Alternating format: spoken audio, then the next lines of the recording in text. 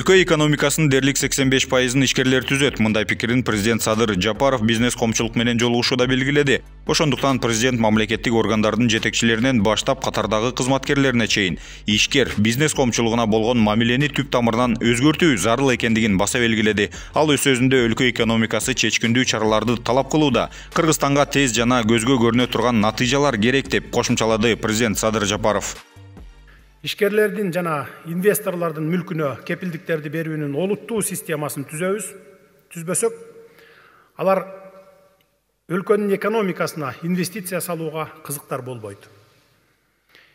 Ишкер келечекке жана өз инвестицияларынын корголушуна ишениши шарт, антпесе өлкөдөн капиталдын агып кетишин токтотуу мүмкүн эмес. Президенттин бизнес коомчулук менен жолугушуусуна ар тараптуу ишкерлер менен алектенген бизнес чөйрөсү катышты. Алар өлкө башчысы менен ийри отуруп түз кеңешүүгө мүмкүнчүлүк алды. Жогорку кеңештин мурдагы депутаты курулуш тармагында көп жылдан бери алектенип жүргөн Рахатбек Ирсалиев буга чейин 3 чакан ГЭС куруп, бирок курулушу аяктагандан кийин андан мамлекет электроэнергияны алууга келишим түзбөй жаткандыгын айтып, маселени чечип берүү өтүнүчүн келтирди. Анын бул суроосунан кийин президент Садыр Жапаров буга чейинки энергетика министри Кубанычбек Турдубаев эмне себептен иштен күтүүсүз алынгандыгын дагы ачыктап берди. Аны менен бирге энергетика министринин орун басарына Рахатбек Ирсалиевдин маселесин жума күнү саат 17:00-га чейин чечип, мамлекет чакан ГЭСтерден электроэнергиясын сатып алууга келишим түзүшү керек деген тапшырмасын койду. 2018-жылы курулган 2020-жылга чейин мен курган 2 ГЭС 2 жылда банктын, мамлекеттик банктан, айыл банктан алган кредиттин пайызы, үстөк пайызы $500 000 түзүп кеткен. Бүгүнкү күндө ошону мен төлөгөнгө аргас болуп атам. Ошол себептен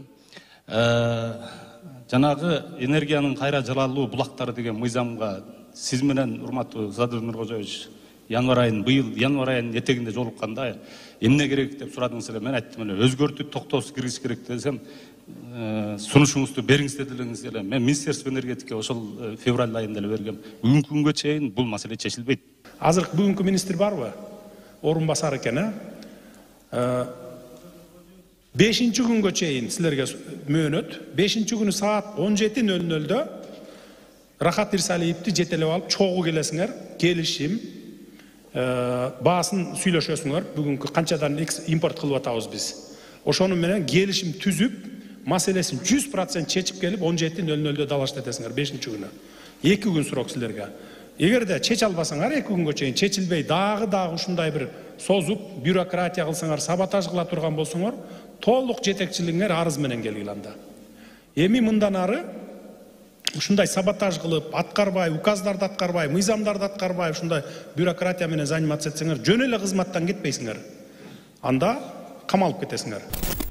Андан сырткары Дордой ассоциациясынын президенти Аскар Салымбеков мамлекеттик текшерүүчүлөргө карата наразычылыгын билдирип, бизнести колдоо максатында 2008-жылы түзүлгөн мамлекеттик жеке өнөктөштүк программасы бар экендигин айтып, ага карабай ошондон бери болгону 2-3 эле долбоор ишке ашкандыгын белгилеп өттү. Андан сырткары мамлекет катышкан жерге текшерүүчүлөр келе берип тажаткандыгын кошумчалап, мисалы катары Маданият министрлигине таандык пионерлер үйү делген жерди кароосуз таштандыга толуп турган кезинде аны алып түздөп, футбол комплексин түзгөндүгүн айтты Аскар Салымбеков. Бирок Маданият министрлиги жыл сайын алмаша берип, ар бир келген министр бул жерге Маданият үйүн, театр салат элек деп прокуратурага арыздана берип, 15 жылдан бери текшерүүдөн бошобойбуз деп көйгөйүн ортого салды Дордой ассоциациясынын президенти.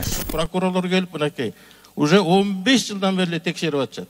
Ал жерде миңдеген балдар форма кийип алып, жанагындай биздин футболубузду көтөрүп атат. Мен ал жерге частный үй салган жокмун. Миллиондогон акчаларымды салдым. Жакшынакай конфетка жасап койсок, анан эле бир эл бузарлар жасап коет. Бу деген парк болчу, эмне алып алышкан деп элечи.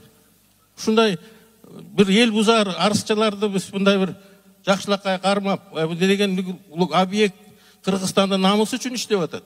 Стадион боюнча, текшерүү боюнча башкы прокурор отурат, мындан ары текшерүүнү таптакыр токтоткула. Ким текшерип барса, ушу 15 жылдан бери текшерип атат деп атпайсызбы?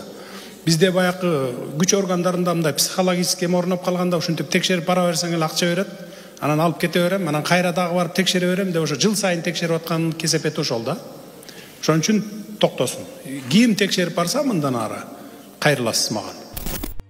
Президенттин бизнес коомчулугу менен жолугушуусуна өлкөнүн 4 бурчунан жеке ишкерлер келип, президентке көйгөйлүү делген суроолорун берип, суроолорго так жооп алып, кай бир маселесин ордунан чечип кетүүгө мүмкүнчүлүк түзүлдү.